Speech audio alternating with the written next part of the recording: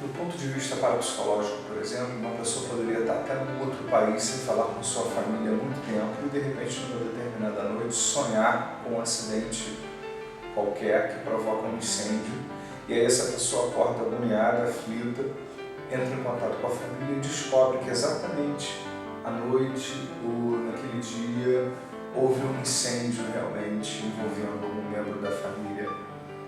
Então, como essa pessoa poderia saber? Algumas pessoas dirão, uma grande coincidência. Tá, mas por que esse sonho ele vai acontecer exatamente no dia ou próximo de acontecer um incêndio de verdade, coisa que nunca aconteceu, nem o incêndio, nem o sonho? Então, se nós analisarmos, inclusive, até a estatística, e a chance da coincidência, de aproximar um fenômeno com o outro, nós vemos que é muito difícil que, ao acaso, uma pessoa sonhe especificamente com determinada coisa, bem em detalhes, muitas vezes o sonho envolve muitos detalhes, é possível até identificar no sonho coisas bem precisas relacionadas a um evento concreto que aconteceu do lado de fora com o evento. Esse é um exemplo de fenômeno espontâneo. No laboratório, a pessoa passa por testes onde ela consegue demonstrar, aparentemente, a capacidade de interagir com o mundo de uma forma que não pelos 5 sentidos. Por quê? Porque ela está trancada numa sala à prova de som, completamente isolada do mundo externo, e lá dentro dessa sala, essa pessoa muitas vezes consegue prever o futuro, saber o que se passa na mente de outra pessoa, enviar algum tipo de informação que uma outra pessoa vai conseguir perceber fora dali, em testes que são cuidadosamente desenhados, planejados. Esses são os fenômenos estudados pela parapsicologia. Isso é psi, é essa capacidade de interagir por meios que não sensório-motores. E existem 2 grandes grupos de fenômenos. Alguns diriam 3, e eu vou explicar por quê mais adiante. Mas que entre todos que estudam parapsicologia existe uma unanimidade que existem 2 grupos de fenômenos. Os fenômenos de percepção extrasensorial e os fenômenos de psicocinesia. Primeiro grupo de fenômenos psi, os fenômenos de percepção extrasensorial. O que seria percepção extrasensorial? É uma percepção que ocorre de alguma forma que não se sabe explicar ainda, mas já se sabe que é extra 5 sentidos. Não foi pela audição, não foi pela visão, não foi pelo olfato, não foi pelo paladar, tato, etc. Não se usou os 5 sentidos. Existem 3 tipos de fenômenos de percepção extrasensorial. Clarividência, que é a capacidade da mente saber exatamente o que acontece no mundo físico, interagir com o mundo físico, por exemplo, uma pessoa com a mente poderia saber o que existe dentro de um cofre fechado, sem que ninguém saiba o que esteja lá, saber, por exemplo, onde se encontra uma jazida de petróleo ou o corpo de uma pessoa que se acidentou. Muitos sensitivos, inclusive, ajudam a polícia dos Estados Unidos a buscar pessoas desaparecidas que sofreram acidentes ou foram assassinadas. Isso seria a clarividência, que se confunde muitas vezes também com a telepatia. A telepatia é a comunicação mente a mente. Seria a sugestão que, de alguma forma, a mente de uma pessoa consegue saber o que existe na mente da outra pessoa. Existe também um certo mito sobre a telepatia, que ela só ocorre se alguém estiver transmitindo e o outro estiver recebendo, mas não. E graças a várias pesquisas, inclusive de Louisa Rime, sabe-se que nós podemos saber o que se passa na mente da outra pessoa sem que necessariamente essa pessoa queira estar transmitindo ativamente alguma coisa para nós.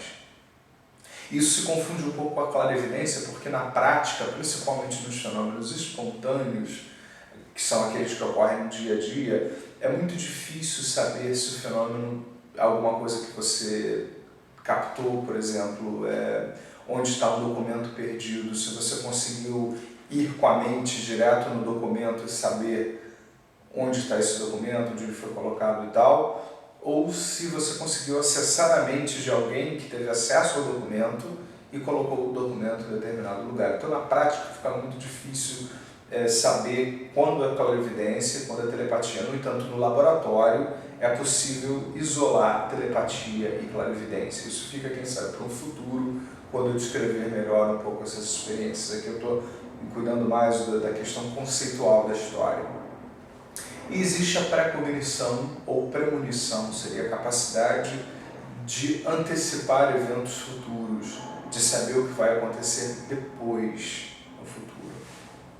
É um fenômeno muito controverso, no entanto existem N casos registrados, inclusive envolvendo celebridades e tal, de pessoas que conseguiram antes saber aquilo que ia acontecer depois.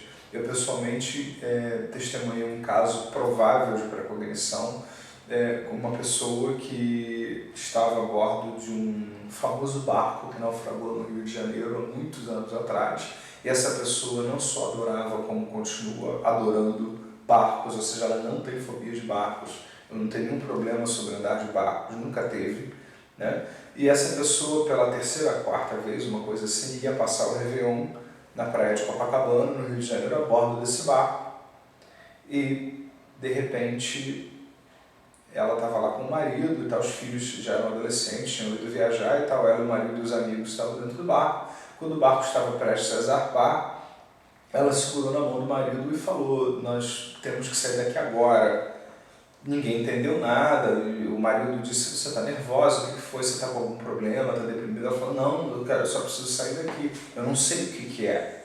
Ela não viu nada, nem anteviu nada, ela teve um pressentimento de que ela deveria sair dali. E ela realmente saiu dali, arrastou o marido, que prometeu que ia levá-la a um psiquiatra no primeiro dia útil depois do Réveillon, porque achou que ela estava completamente maluca, fora de si e tal, e no outro dia eles descobriram que aquele barco naufragou e praticamente todos os seus amigos morreram no acidente. Eles provavelmente teriam morrido também. Os filhos ligavam apavorados, acreditando que eles estavam mortos, que sabiam que eles estavam no barco. Isso seria um exemplo de precognição. É claro que um cético poderia dizer que, num caso como esse, ela inconscientemente poderia ter analisado o barco, a situação e percebido prováveis causas de um acidente sem registrar isso conscientemente. É bom ter esse tipo de interpretação, mas existem inúmeros outros casos em que isso não se aplica, onde existe precognição à distância, inclusive, com pessoas, parentes que estão em outro país, estão em outro lugar, e a pessoa não tem acesso a nenhuma informação, a nada, e tem um sonho muito específico sobre alguma coisa que vai ocorrer. Eu acompanhei o caso de uma menina há um tempo atrás, há muitas décadas atrás, uns 15, quase 20 anos atrás, em que a menina era muito apegada ao namorado da prima dela, e um dia ela acordou à noite gritando, falando: o João, ele está todo queimado.